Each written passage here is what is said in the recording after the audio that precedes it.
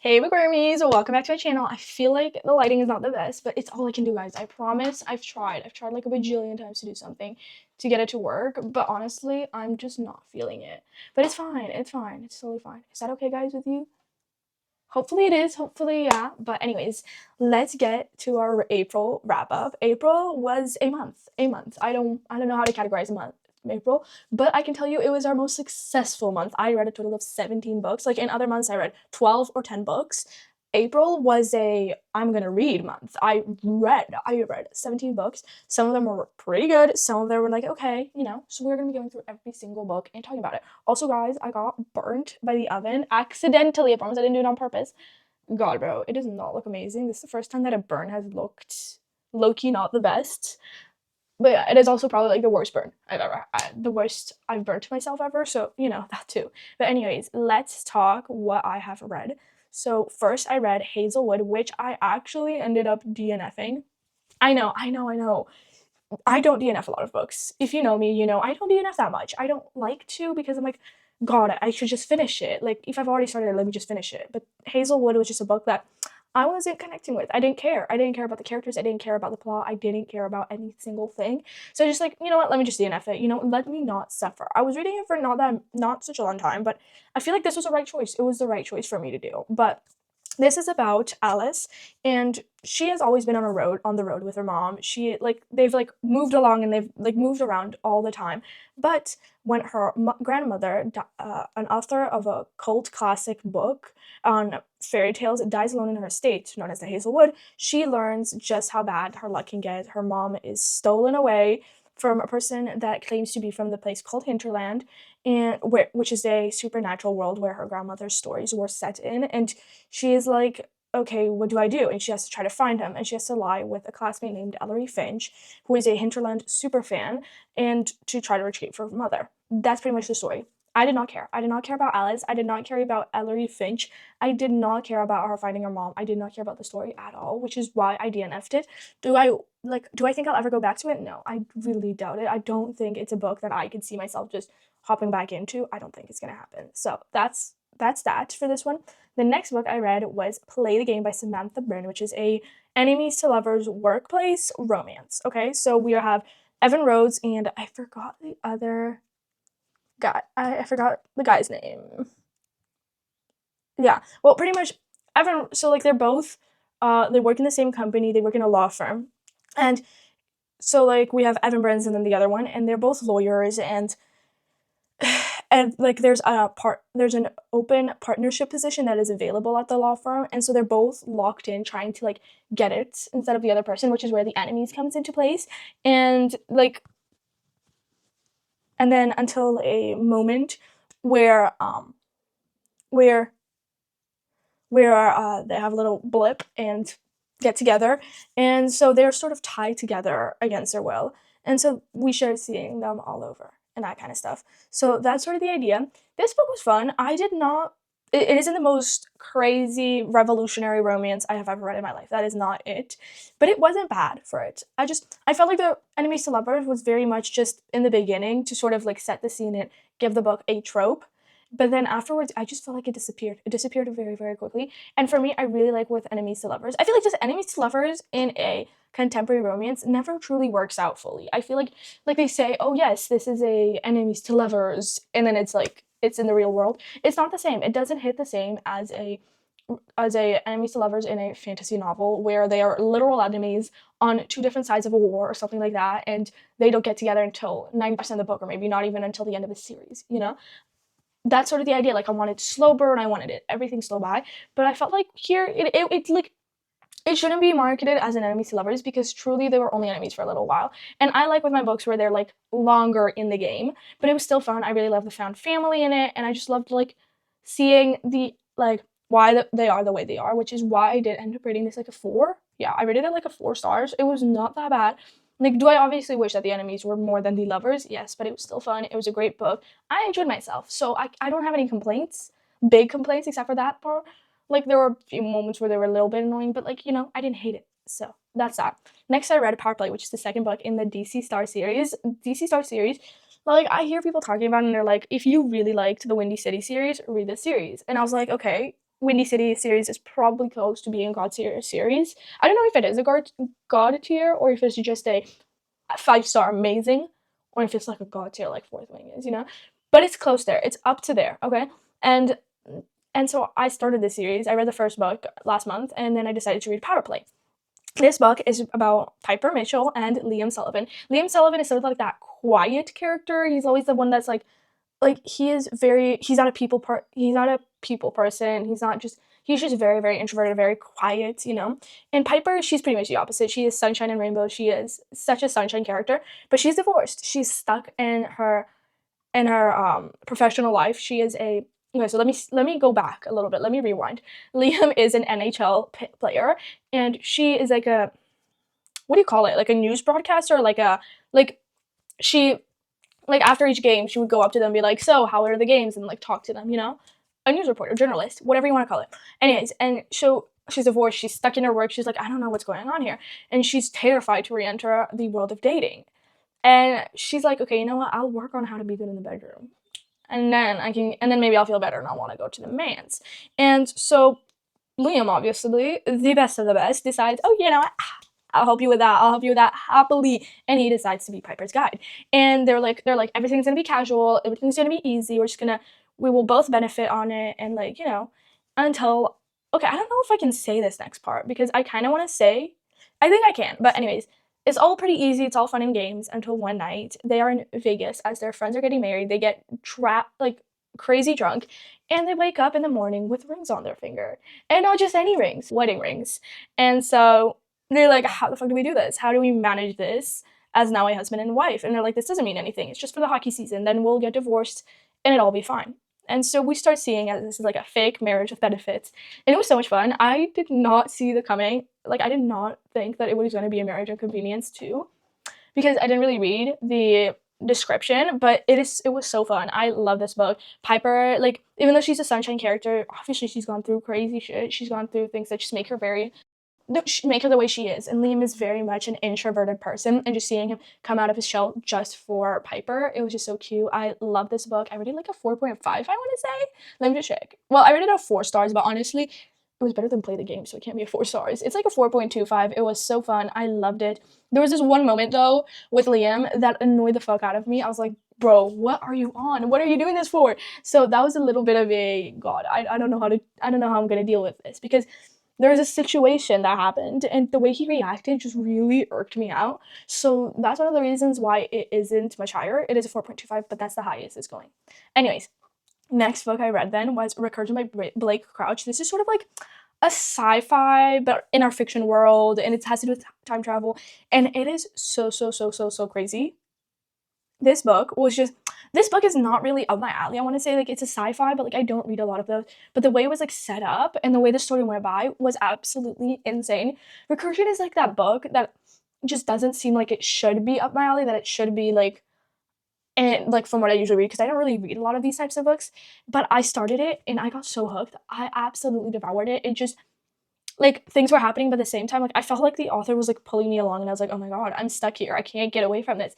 It was just like this, like, it gave me, like, it wasn't creepy or scary, but it was like just like I felt like I was inevitably going back. Like, I was in the backseat of the car. I had no control over what was happening, and it was just so crazy. So let me explain a little bit about what this is. We're following like two characters, Helena Smith and Barry Suchon. He's a New York City cop, and he's like investigating this phenomenon that the media said is false memory syndrome, which is that makes people like, it's it's pretty much the idea that their mind creates memories that they've never lived through and makes them crazy because they like get these memories that they've never lived, and they're like, what is this happening? Why am I getting them back?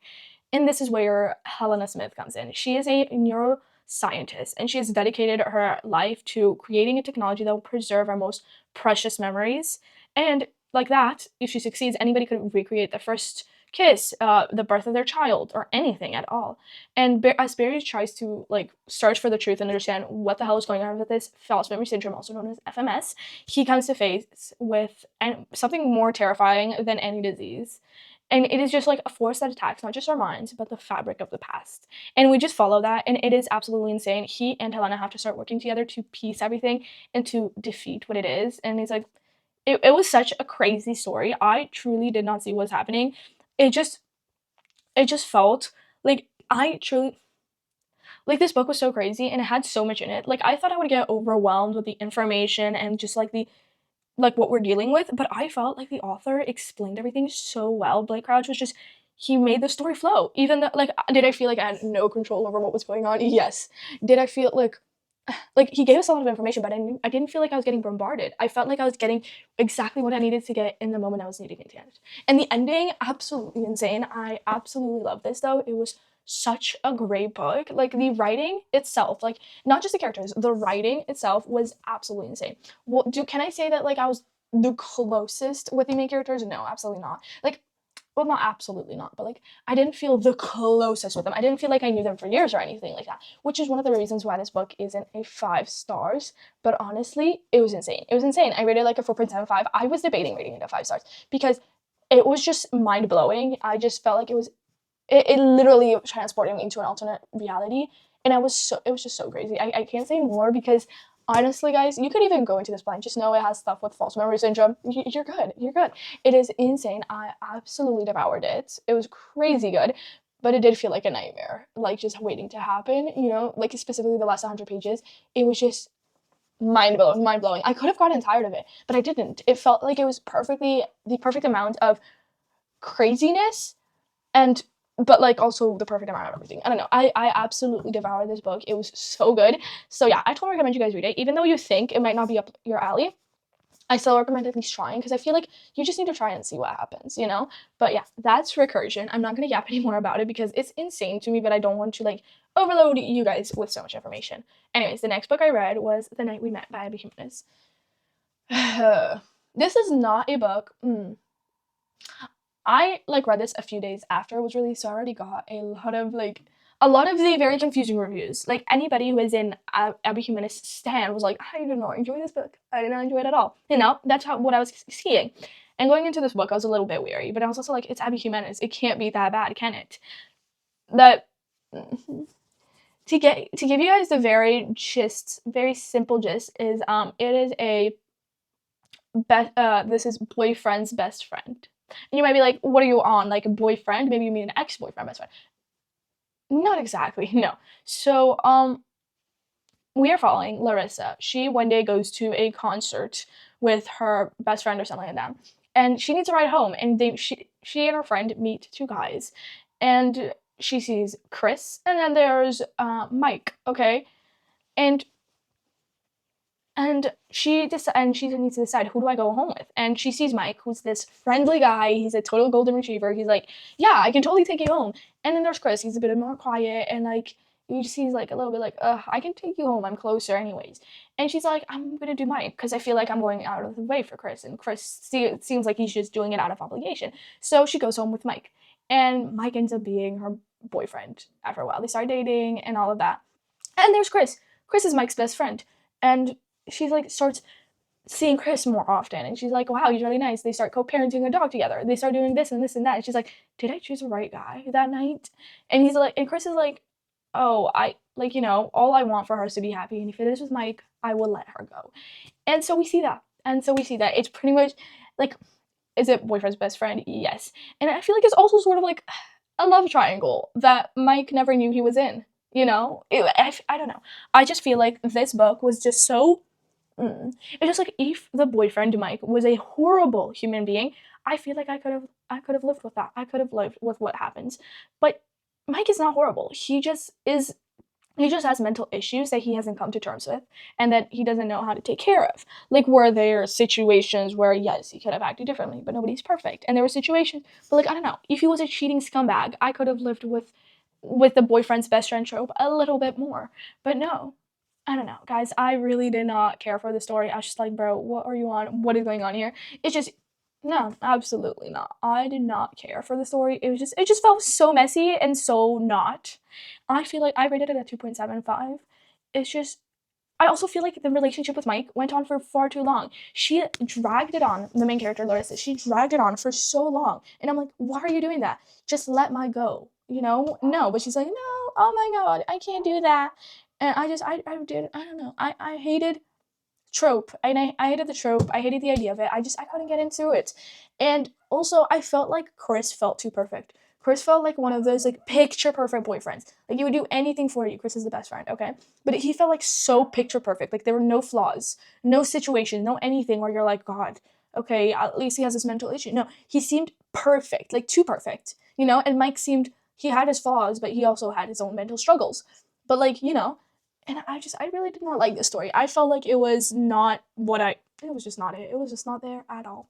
Anyways, next book I read, this one though, was Release Me, which is the newest release by Tahira Mafi, the second book in the New Republic series. And oh my god, guys, I love Tahira Mafi. I feel like everybody knows that. I feel like, nope, there's nobody that doesn't know that. But this book was just so good. I loved it. The ending, no, we do not talk about the ending. The ending was a situation that we never want to talk about again until the third book comes out, which is also reminds me, the third book is coming out this September. What's it called? Escape Me? Guys, Tahira Mafi, I swear to God, she is on a writing spree. Third book, and she released the second book earlier this year, literally in April. And next year we are going in during spring or something like that. We are getting the final book in the This Woven Kingdom series. I am going to be rereading the entire This Woven Kingdom series and reading also the third and fourth, but I want to wait until we're closer to the dates. So, you know, but oh my god, she is on a writing spree. So, like, after I read Release Me, I was like, God, what is this ending? How dare she? How dare she do this to us, you know? And then, like, what, a week later, I see a post on Instagram saying, well, no, it was just a few days ago, where on Aaron Warner's birthday, she posts a very, like, you know, seemingly normal post on Instagram. I look closer, it says, Escape Me, September 2026. And I looked at it and I was like, God, yeah. I'm so cooked. I'm so whipped. No, but Release Me, guys. Release Me is so good. I can't say that much since it is the second book in a series, but God, dude, she just knows how to write. She just knows what I love. She knows it. She knows it, and I truly can't hide away from it, guys. It was so good. It was so good. I don't want to say a lot, but I love James and Rosabelle, and like James is such like a he gives like that character. He's sort of like a mix of pretty much who raised him. He's a mix of Aaron. He's a mix of in his Delulu mind. He's a mix of Kenji. There's a tiny bit of Adam in them, but not that much. But you know, you just see everything. This is obviously a 5-star read because it was crazy good and I absolutely devoured it. Okay, there's that. Anyways, next book I read was Lady of Darkness by Melissa K. Roerich. You know your name. Anyways, so I decided to read this. This felt like a I don't want to compare it to this other series because they're not the same, but like you know this they're the same vibe, but they're not the same at all. You know? Akatar. Like it's sort of like Akatar, if you know, is not my favorite series of all time. It's just a series that I know of and I never really care for it. But this sort of gave that vibe and sort of like it's very simple, it's not too hard to get through. But pretty much with this we have so we follow Scarlett Monroe and her two sisters that have trained together for life. They are like they are the most feared trio in the continent. They're also wild and unpredictable. And one day, Scarlett finds herself locked in a noble's household until she's ready to fall in line. And then until the day that she's presented with a job. If she completes the assignment, her payment will be something she has wanted for 10 years. Revenge against the Fae Fire Prince who brutally killed her mom 10 years ago. And she's like, and so when people, and then children start to disappear from her house, and all her plans are put on hold as she races to save all these little innocent kids with the help of some of her old friends, a jilted lover, and a mysterious newcomer who claims the magic of the Fae is possible in the mortal lands. And so we sort of follow that. And it's like an enemies to lovers romantasy book.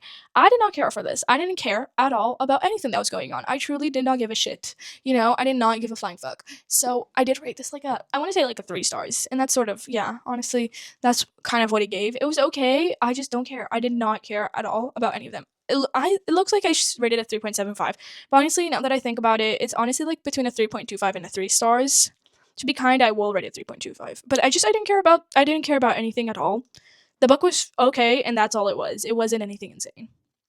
Next book we read is Slapshot, which is the third book in the DC Star series. I was flying through the series. This book is obviously still, we have an NHL character known as Hudson Hayes. He is the defenseman for the DC Stars, and he needs help. He needs a private chef because he just can't find a chef that isn't like trying to do something insane, and because he's a famous NHL player, and he's like with like the NHL season is starting and he has no prospects.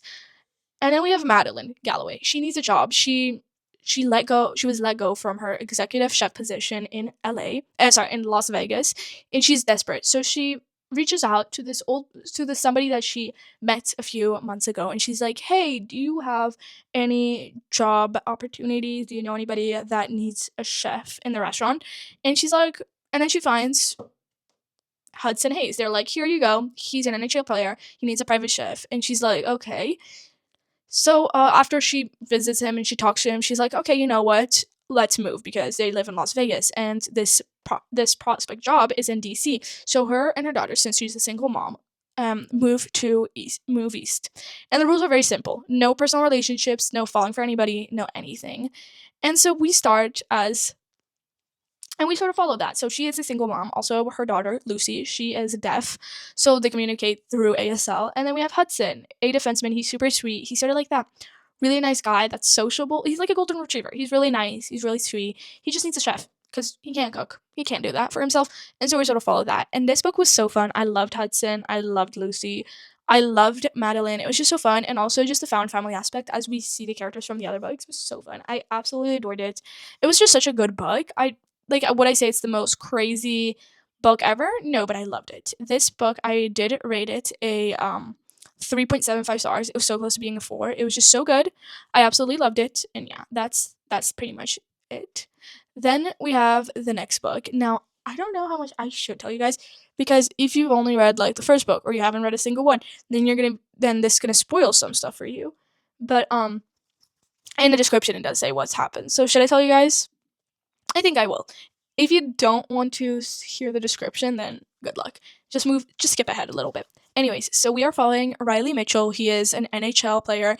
Has a back-to-back Stanley Cup championships. He won 2 of them, until one night, after a car accident leaves him with an amputated right leg. He struggles with his identity, being like, "What do I do now? I can't play for the NHL. I can't do anything. I have lost a freaking limb." And he's like, "What do I do now that, like, how do I live without the main thing that pretty much has become my livelihood?" Here enters Lexi Armstrong. She is the DC Stars athletic trainer, and she's assigned to Riley's rehabilitation. She's going to help him get back on his feet. And so she's like, "I'm desperate to help help him physically, mentally get back on his feet and try to play. Maybe he won't go professional, but at least so he can just get into rehab and relearn everything that he needs to learn." And so we sort of follow that. This is like a friends to lovers forced proximity, and it is just so fun. This was the start of the story did it kind of make me want to cry a little bit, but it was just such a good story. It was such a good book in general. It was just so good, and how Chelsea Curto approached the subject of like a professional athlete losing a limb is crazy. And I really love this story. I felt like it gave us so much depth, and like I didn't feel like it was just very, like, I really loved it. I did rate it like a 4.25, so do that with what you want. But I loved it, and obviously just still as obvious, like the what's it called? The found family aspect from the other books is just so fun. I love that. And then I was like, let me continue with the DC Star series. This last book that is currently out in the series. There is going to be 2 more books, and that's it. But this next one is Sin Bin, um, player's sister situation, also age gap, friends to lover sort of situation. So let me talk. So here comes in Brody Sanders. He is the best coach in the NHL. He is the coach for the DC Stars, and they have won 2 Stanley Cups. And after one night stand with one of his players' younger sister, after he cut hooks after one night with her, he's like, "No, never again. We can't do that." He's like, "I will never let that happen ever again." Hannah Everett. Here comes in Hannah Everett, the sister in question. She is a world champion figure skater, and she's like, "I don't know what to do with my life." She acknowledges the fact that she's on the brink of burning out. Well, she is burning out with the sport that she's done her entire life, and she realizes she needs help to find herself again and to feel herself. And so an agreement comes by. She, Hannah, will coach Brody's daughter for the in because her because the daughter has no coach. So he's like, "Hey, can you coach my daughter?" And she's like, "Betcha I will." And so we see them as they are like sort of forced, but not really, like, to see each other a lot. And they're like, "What?" This is such a really bad explanation, but pretty much she starts coaching his daughter, and we sort of see as they see each other more often and all of that. And also comes the complicated factor, which is he is he is with the player's sister, one of his player's sisters, which is a hard situation. And so we sort of follow that. In this book, I feel like it approached the fact really well. Like, there's also the age cap factor. Like, they don't I feel like a lot of times with age cap romances, they start to be like, "Oh my god, look at this, we are 20 years younger than each other, and blah blah blah blah blah, we have this gap." And like they keep repeating it, and that's the reason why they never get together, in a lot of in a lot of age gap romances. But I felt like here they approached the fact that it's there, but they weren't like, "Oh my god, this is gonna ruin life, we can't do this." Like, they understood it, but then didn't make it into a crazy situation where nothing can happen ever, ever, ever. So yeah, that's sort of the idea. I really liked it. It was a fun book. Brody is amazing. He's like that broody character that I really enjoyed. I rated this a 4 star though. It wasn't as good as the last book. Riley is just a different breed. Riley is just a different breed from him. Anyways, next book I read was The Song of Achilles, which is a book I've been sort of putting off for a while. This is a Greek mythology book. We follow Achilles and Patroclus, okay? So Achilles is the son of the cruel sea goddess Thetis and the king Peleus. And Patroclus, he is a young prince who was just exiled from his homeland after an act of shocking violence. And they are brought together by chance and start to forge an inseparable bond. And so they are trained by the centaur Chiron in the arts of war and medicine. But at some point, word comes out like the Helen of Sparta has been kidnapped, and all the heroes of Greece are called upon to lay siege on to Troy in her name. And so Achilles decides to join their cause, and torn between love and fear, Patroclus follows.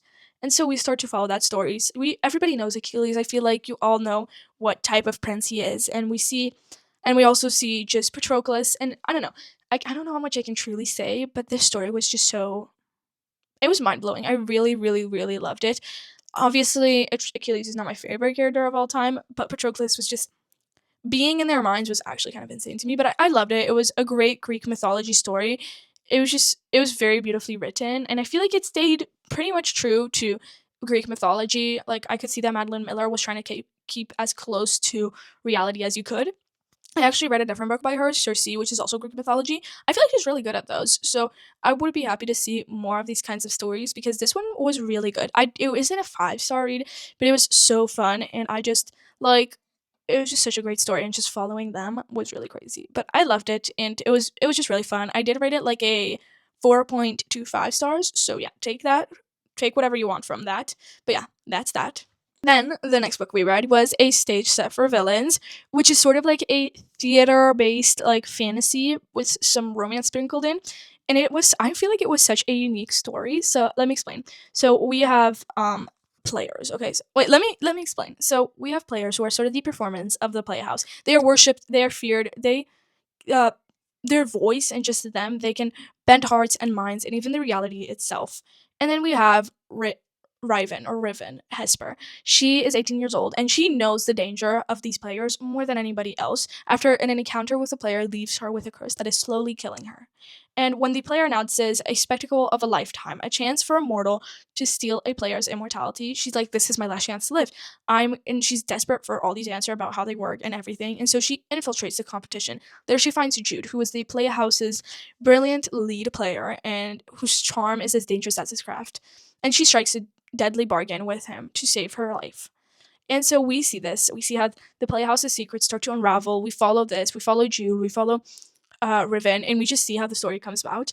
And I loved it. First of all, how the story was structured, where it's like Act 1, Scene 1, and all of that. I just absolutely loved that. That was so fun. And it was just such a great, like, idea. And then I just really loved how we approached all these characters and how we met everybody. We met all the players. We started to follow how it all started. And I don't know. I really loved it. It was a crazy story, but it was such a fun one too. It was just I really liked it as a fantasy because it was also so unique. I've never seen a book that was this way. So I really loved that about it. It was such a great story. I rated it like a 4.5. Yeah, 4.25 around that. I really loved it. For fantasy, it was just so good. I really loved it. It was just this how the story flowed, and the writing was just so interesting. I absolutely adored it. So yeah, that's that. Then the next book we read was Good Spirits, which is technically a Christmas romance. We're just gonna we're just gonna pretend that I didn't read a Christmas romance in the month of April. Anyways, Good Spirits by BK Forrison. So we are following, what's her name? We are following the ghost of Christmas past, known as Nolan Callahan, and he is like he's gonna spend his holiday haunting like every other day. He gets in, gets out, and then returns to his aimless existence as a ghost, waiting to be let into the afterlife. But then one day he is faced with Harriet York. She's the sweetest assignment ever, and he's like, "What is going on?" He kind of wants a future because pretty much the idea is he haunts people that did something bad to lead them to their right path. Okay? And so he gets assigned to Harriet and he's like, "What is going on? She's such a sweet person. Why would she be an issue?" And he's like, "I kind of want to live now."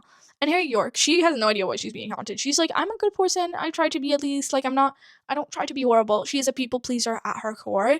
And so she and Nolan start to begin to examine her past and they discover threads that start to bind them together.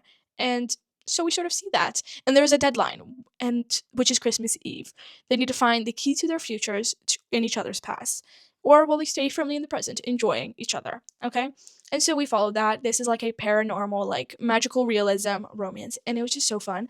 I loved it. The banter at the start of the book was just so fun because it was like he comes to haunt her, and she's like, "Why are you so young?" And he's like, "I died young." And she's like, "What's with your accent?" He's like, "I died Irish." And she's like, "You're not Irish anymore?" And he's like, "I still am." It was just such a funny interaction and just seeing them, and she's like, "Okay, I what are you doing here? I'm a great person." But it was just such a fun story. I loved how they just met, and I love how like we see the attraction, but we also follow their past and we see why they are the way they are. It's just I don't know. I really love this, and for a Christmas romance, for a holiday romance in general, it was really good. It was really good because I feel like to make a holiday romance really good, it you can't find those. You can't find a lot of those, but you can find some if you get lucky.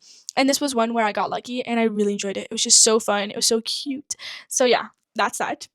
Next book I read was Undercover Bromance, which is the second book in the Bromance Book Club. I read the first book like a year ago. I want to say I don't know, last year, quite a while back, and then I just never went back. And then I was just like, you know what, I need to continue series, and I've been putting it off. Let me just read the second book and see what happens. Then, if I really hate it, I can DNF the series. But the second book, we follow Braden Mack, and we have Liv Papandreous. Liv Papandreous, she is a pastry chef. She's a pastry chef at the hottest restaurant ever. But the only issue is the celebrity chef owner is less than charming. He is harassing young hostesses, and she decides to confront him, and instead she gets fired. She vows for revenge. She's like, "I'm gonna get back at you," but she needs help to be able to take him down, and unfortunately that means getting Braden Mack's help.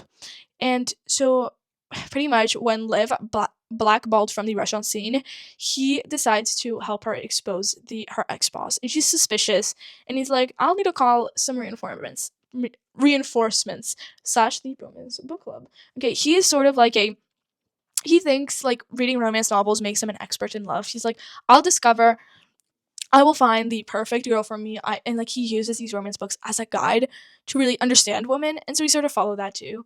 And like Liv is more of a like she's like, "I'm set on that revenge," and Braden's like, "Okay, I will help you because I don't want anybody getting harassed." And so we sort of follow that. I really loved the idea and how it was set up. It was such a fun story. It was so like the situation wasn't the best on how like everything happened, but it was really good. I really enjoyed it. It was a fun book. I wouldn't say it was the most lovable, amazing book ever, but it was good and I enjoyed it. I rated it 4 stars. Then the next book I read, it is technically a audio re-listen, because I have this is like a reread. I've read this book once, and it's like my reread because I needed to get back into that world. If you know, a month ago I started rereading Fourth Wing and Iron Flame, and I finished those. I was audiobook listening to them because I found the graphic audiobook. And this month, Onyx Storm had its turn, and I re-listened to Onyx Storm in its graphic audio awesomeness, and oh my god, this was so good. Onyx Storm, there is never going to be a time where I'm not going to love the Empyrean series, and Onyx Storm is no different. I honestly was crying a little bit towards the end because I'm like, God, when are we getting that fourth book? Oh my god, like it just is so insane to me, this entire story. The ending, crazy. Don't talk to me about the ending ever, ever, ever. because oh my god, that was such an insane story, but it was literally my favorite. It is literally my favorite. You can argue with a wall, argue with a fucking wall. But we do know that we are gonna get a small like novella or something, or like a 100 and like almost 200 tiny book soon in September, I want to say, but it might not. Yeah, it was September. I'm so excited for that. We don't know yet what it's going to be. We know that it's not going to be the graphic novel, but it is going to be something else. So I've been like thinking, like there's a bunch of theories on the internet. You click on one and you'll find like 10 different theories on what this book is about. I'm really excited for it because I feel like it could be such a fun story while we are waiting for book 4. So I'm really, really excited for that one. So yeah, that's that. I don't want to say any more, but yeah, that's it. Then I decided to read Crazy Stupid Bromance, which is the third book in the Bromance Book Club series. This one is about Alexis and Noah. So Noah is like a computer genius who was like he had a rebellious teenage hacker phase, and but he moved on and became a computer security expert. And we have Alexis Carlisle. She owns her little cat cafe known as Tobeans, and she has started to gain a lot of fame after she has come forward as one of the victims for the celebrity chef's sexual harassment, which was from the before. You sort of meet her then. So when a new customer starts to confide in her, the last thing that she expects the woman to tell her is that she's her sister. And she's like, I don't know what to do. And so she decides to go talk to her best friend, Noah Logan, because they're besties. They're besties forever. And he's like, Noah has his own secret, though. He's madly in love with Alexis. And so, and he's like, when she asks for his help, he's like, if the timing will ever be right to confess his crush will be now. And so we sort of follow that. They are besties for life. And it's pretty much like a friends to lover situation. It is such a great story. I loved it. They're so sweet. And like, seeing how they approached everything was just so, I don't know, like there was a moment where it did kind of annoy me where like how it approached up in the end, but like there was just a situation where how one person reacted, it just it just did get me a little bit annoyed, but I still enjoyed the story. It was still a fun book, but it wasn't my favorite out of the series. I'll say the second book I liked it a little bit more, but I rated this 3.75 stars. It was still a fun book. Then the last book I've read this month is In a House of Lies, which is a physical book that I have. I don't have a lot of books on my physical TBR, I want to say, but this is one that I do have. And I don't think it's that popular. Yeah, it really isn't. But let me talk a little bit about it. So, In a House of Lies is a mystery thriller that is set in Scotland. So everyone has something to hide. A missing PI, private investigator, is found locked in a car, hidden deep in the woods. Worse still is his body is in an area that had already been searched by everybody. And so we follow as Detective Inspector Siobhan Clark, who is part of a new inquiry, starts combing through the mistakes of the original case. He's like, because there were always suspicions on how the investigation was handled earlier. And after a decade without answers, he's like, it's time to find the truth. And we see like nobody is innocent, everybody has secrets. And so we sort of follow that as every officer that is involved starts to be questioned. But there's one man that knows where the trail may lead, and that could be the end of him. And that is John Rebus. And so we start to follow that and just the entire story. This was fun, but it wasn't my favorite books ever. It was okay for a thriller, but I don't know, I didn't feel connected to any part of the story or the characters. I just sort of felt like I was just following them. I didn't feel like I had anything, like I didn't fall in love with it at all. I don't know. I've been sort of like in a, what do you call it? A little slump in terms of thrillers. I've been in a dry spot with them. This was okay, but I rated it just a 3 stars. I really did not feel like it was amazing in any point. It was just okay, and that's all I felt for it. So yeah. Anyways, I those are all the 17 books I read in the month of April. We will see how many I read in May, but I feel like this month was very successful. I had some really good reads, some okay reads, and I will take them. I'll take every single one of them in stride. Anyways, that's that. I hope you guys enjoyed today's video, and I will see you guys next time. Bye.